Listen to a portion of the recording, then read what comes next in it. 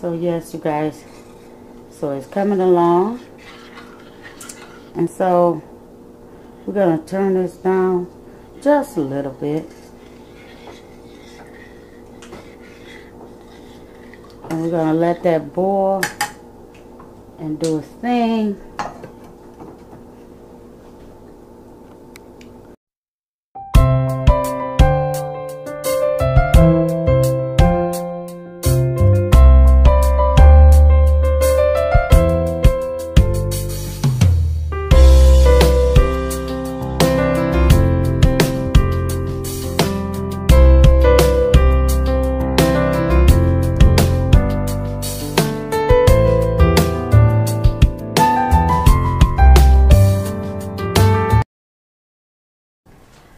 Guys, welcome back.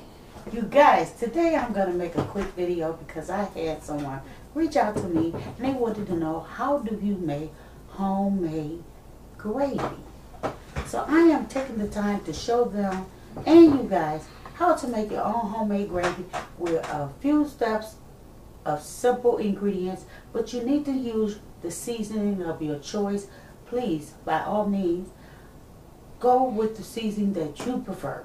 But I am going to teach you guys how to make the basic steps to making your own homemade gravy. Now, I'm so used to making gravy, I really don't go with measurements, but I'm going to try my best in this video to give you guys some measurements. Because like I say, we all cook differently. And your girl, she just enjoys cooking. So go ahead, sit back and relax, and I'm going to make this quick and simple so you guys can make your own basic gravy. Now, this gravy that I'm making today, I am not adding onions in it. Let me clarify, because of what I have in the oven right now, which is some short ribs. So yeah, make sure you checked out that short rib video, you guys, with the gravy around. And this is the basic steps, but I'm taking some things out because I already have onions on my short ribs. So that definitely is out. Okay, so yeah, go get you a snack and come on back. Okay guys, so we're going to use my small pot today. And what I'm going to do is I'm going to add me some veggie oil. Now, if you already use your veggie oil and you know it's not dirty, just put you a little veggie oil. Okay, because I don't need that much gravy, you guys. I don't need it, but I want to make a little for the rice, okay? So now my next step is I'm going to add me some cornstarch, okay? We're going to add some cornstarch, maybe a tablespoon. Well, we're going to take what's in here out, because that's approximately about a tablespoon.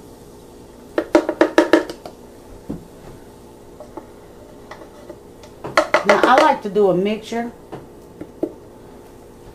okay, on my cornstarch. And I'm also going to add me some flour. Now, you can use all-purpose flour, by all means. That's what I'm using. And I'm just going to put it in there, just like so. And we're going to just let it do its thing right there. Because like I said, I just want to make enough. And we're just going to let this do its thing. Maybe a little more. Okay. Nothing major. And we're just going to let it do its thing right there. Just like that. Now, we don't want to make it too light, so I have to let it brown. And yeah, when you put your oil in, if you choose to put onions, chop them up by all means, and let them do their saute up in there before you add your flour or your cornstarch. Let them do their thing, get brown.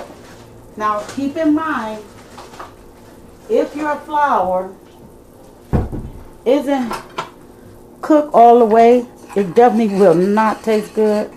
And yeah, it won't bring any flavor to you. But the darker you get it, I'm going to say the darker you get it, the thinner it becomes. And that's the purpose of the cornstarch, because I want a dark flavor. Okay? Gravy. So my next move is I'm going to add me a little garlic. Like I say, whatever seasoning you prefer, please by all means. And I'm going to use me a little chicken seasoning. A little chicken seasoning, because that's the flavor that I put around my short ribs. And we're going to use a little paprika. Just to enhance the color. And we're just going to go on and going to keep on doing this technique until we get that gravy to where we want it. And by all means, do not take your eye off your gravy.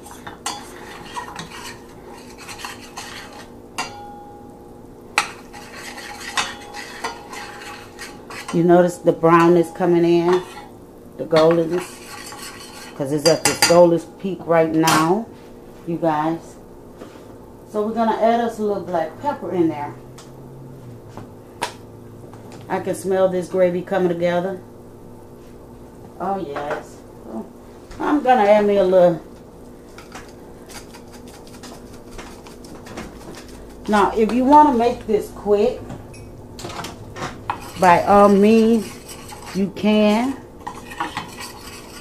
by adding you some soy sauce or Worcestershire.